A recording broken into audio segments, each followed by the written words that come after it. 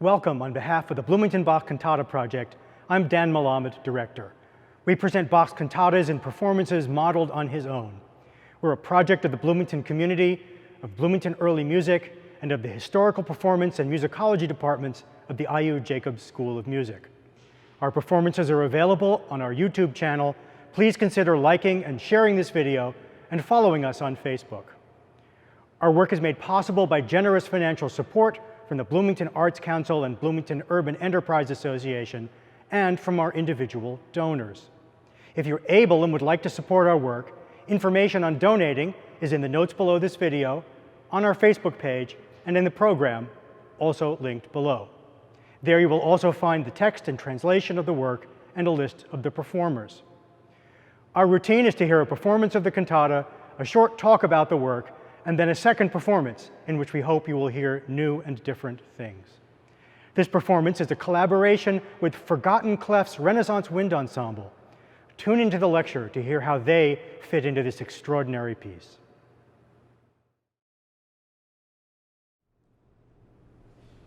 Thank you.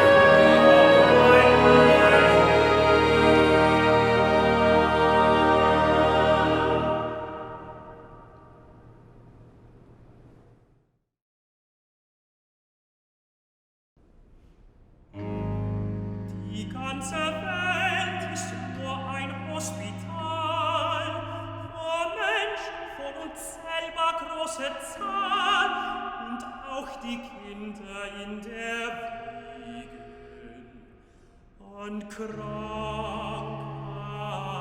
hat da niederliegen. Den einen quälet in der Brust ein hitziges Fieber bösen Lust, der andere lieget krank an eigene Ehre hässlichem Gestank, dem dritten Sättigelzucht ab und stets hinvor der Zeit ins Grab. Der erste Fall hat jedermann beflecket und mit dem Sünden Aussatz angestecket. Ach, dieses Gift durchfühlt auch meine Glieder. Wo find ich Arznei? Verstellt mir in meinem Elend bei. Wer ist mein Arzt?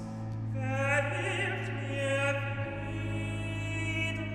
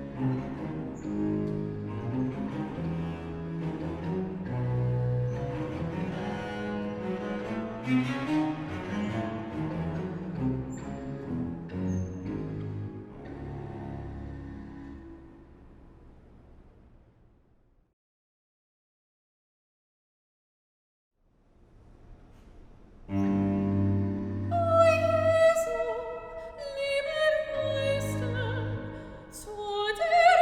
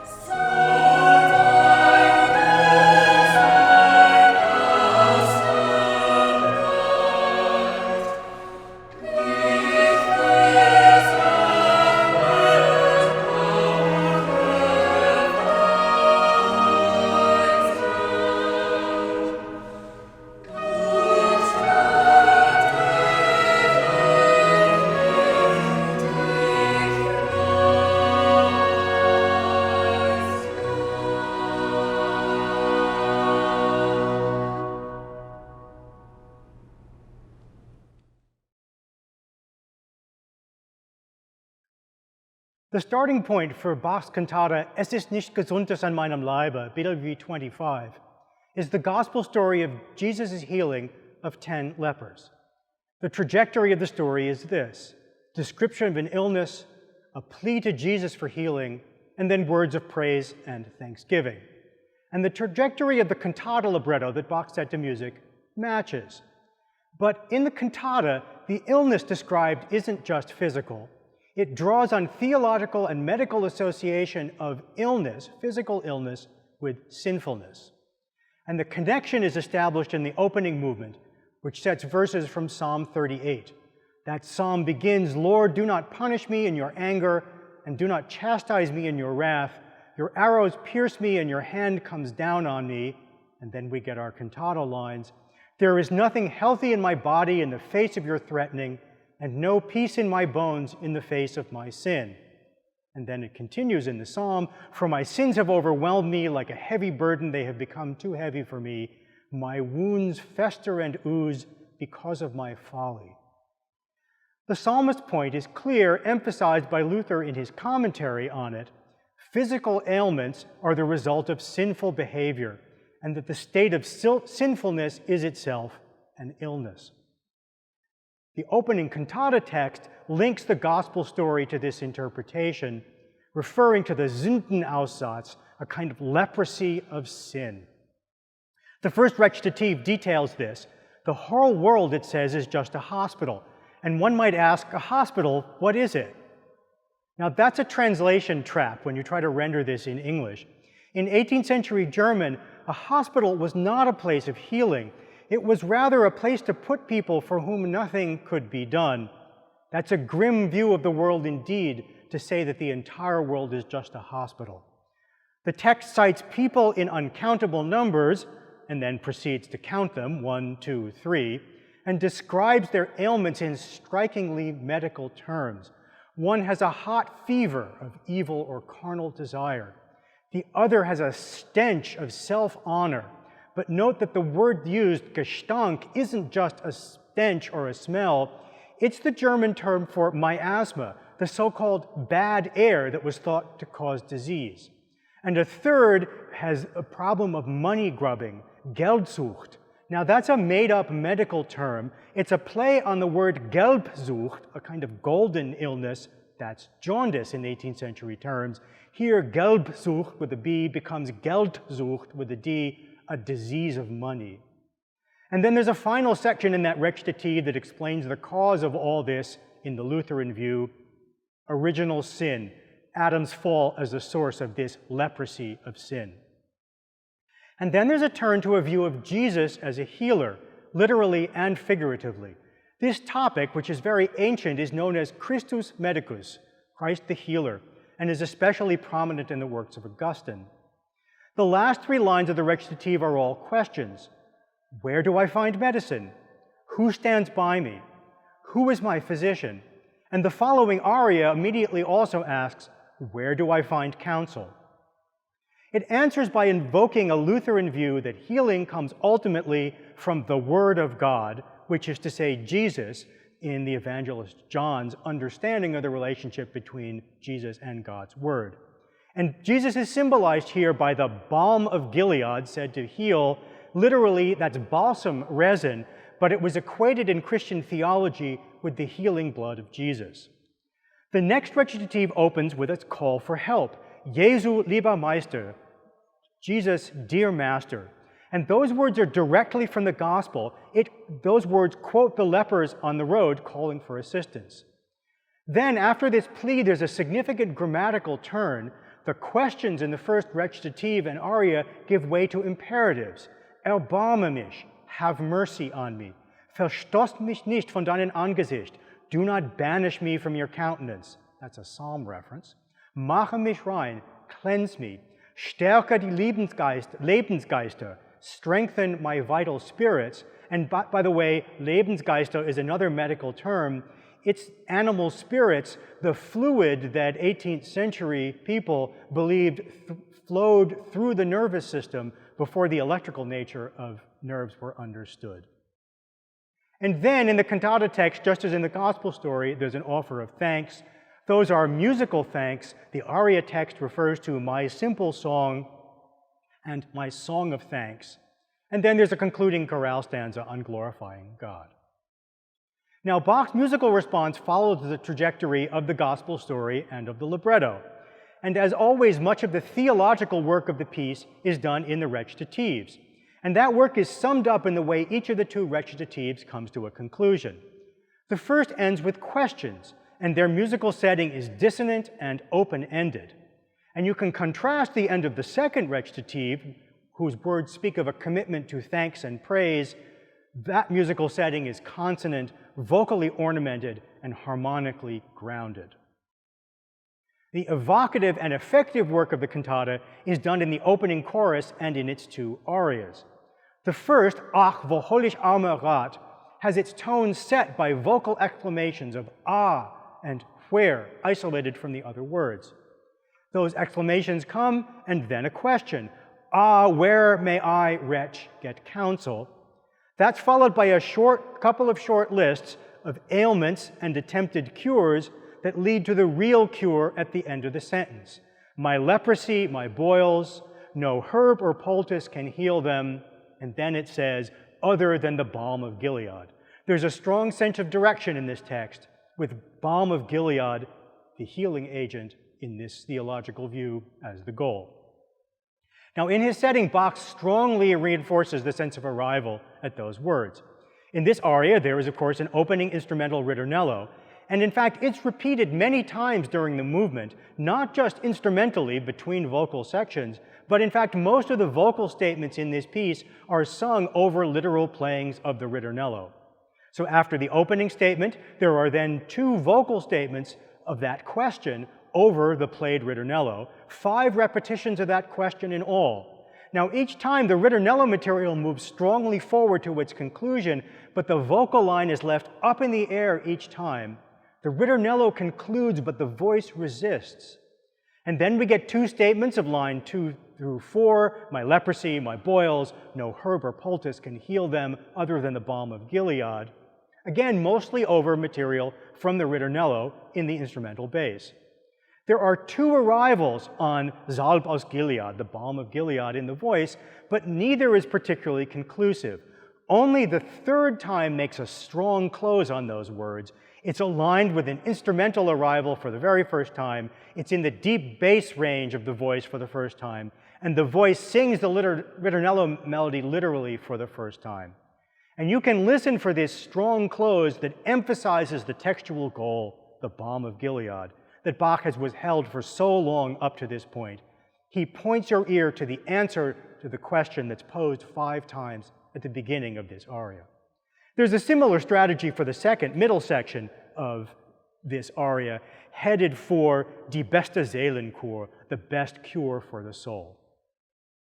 The second aria in this cantata could not contrast more with the first. It's in a major key to the earlier aria's minor key. It's for the soprano voice at the top of the range instead of a bass voice. It's in a compound meter contrasted with a duple meter in the first.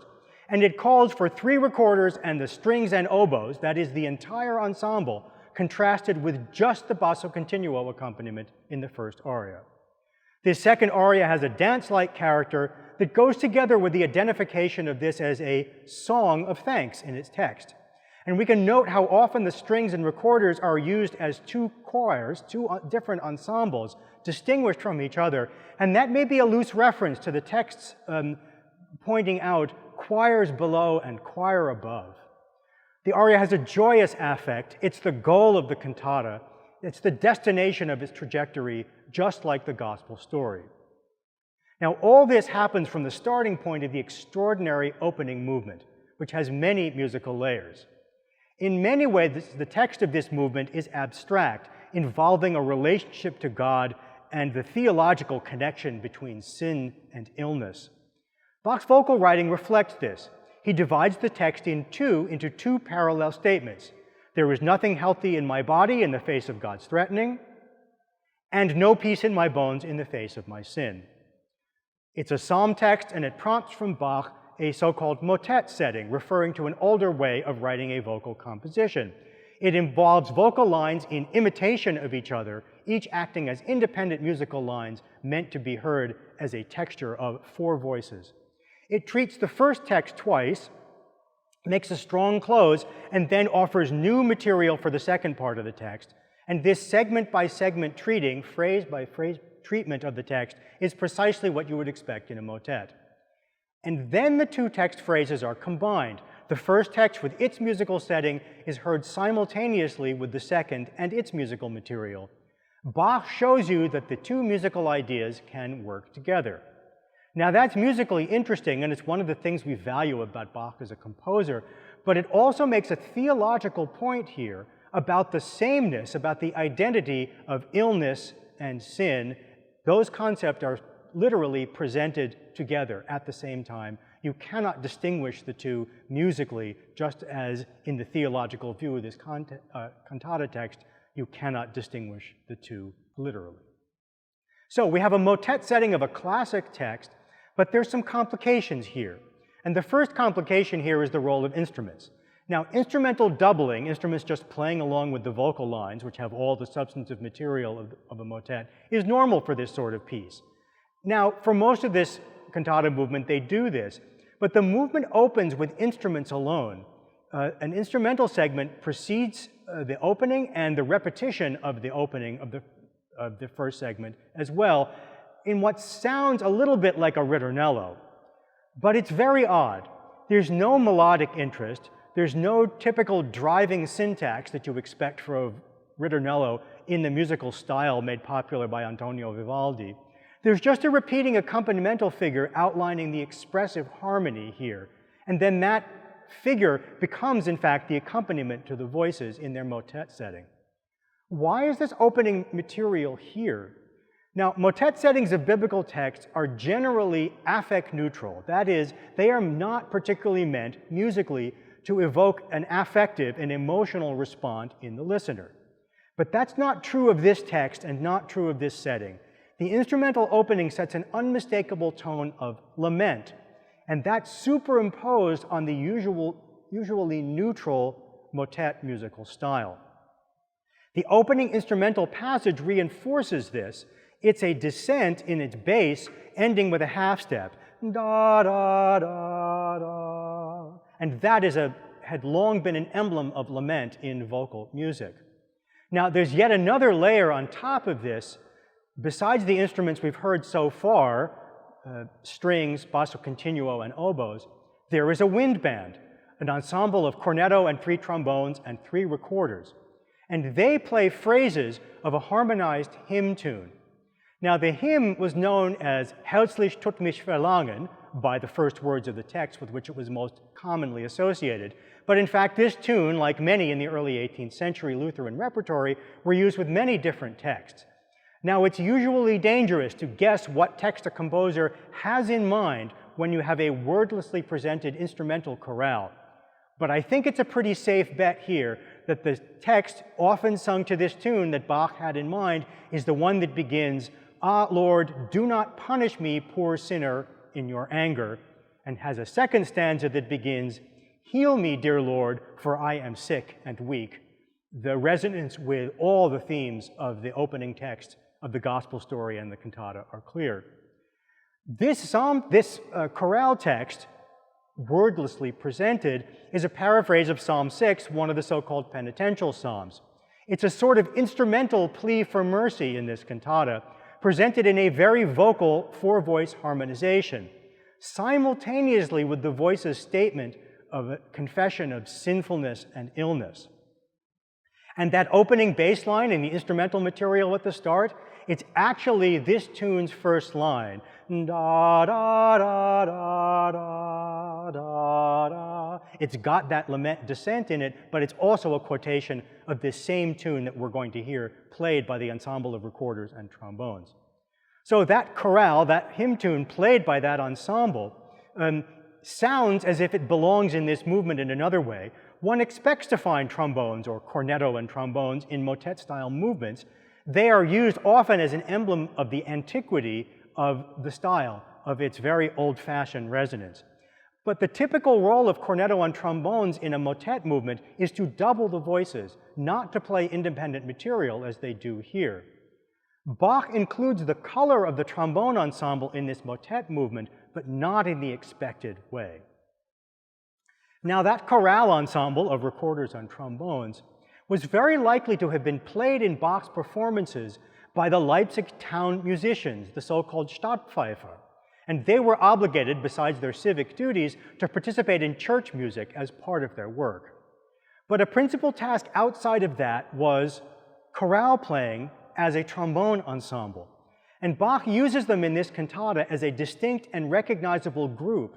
They are contrasted with the regular church ensemble, not just in the sound of the piece, but presumably in the way it was staffed, one ensemble staffed by the Stadtpfeifer and one ensemble staffed by Bach's other regular church musicians.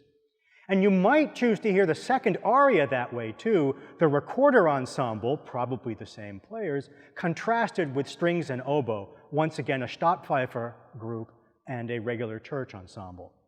Now, we've tried to give you a taste of that distinction in our performance in today's collaboration between the Bloomington Bach Cantata Project and the Forgotten Clefs Renaissance Wind Ensemble. You can think of them as Bloomington's own Stadtpfeifer.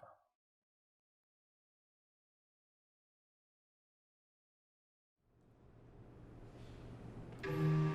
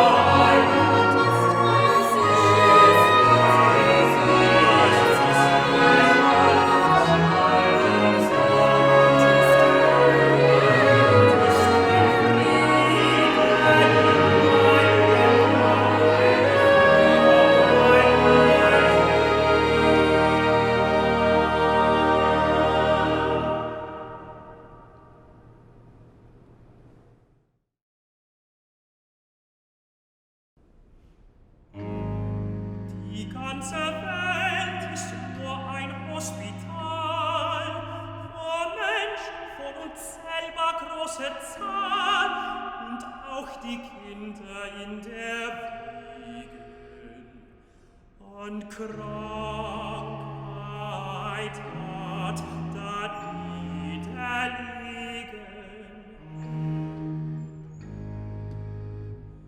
Den einen quälet in der Brust ein hitziges Fieber böse Lust, der andere lieget krank an eigene Ehre hässlichem Gestank, dem dritten Sättigelzucht ab und stets hinvor der Zeit ins Grab. Der erste Fall hat jedermann beflecket und mit dem Sünden Aussatz angestecket. Ach, dieses Gift durchfühlt auch meine Glieder. Wo find ich Arznei? Versteht mir in meinem Elend bei. Wer ist mein Arzt? Wer hilft mir wieder?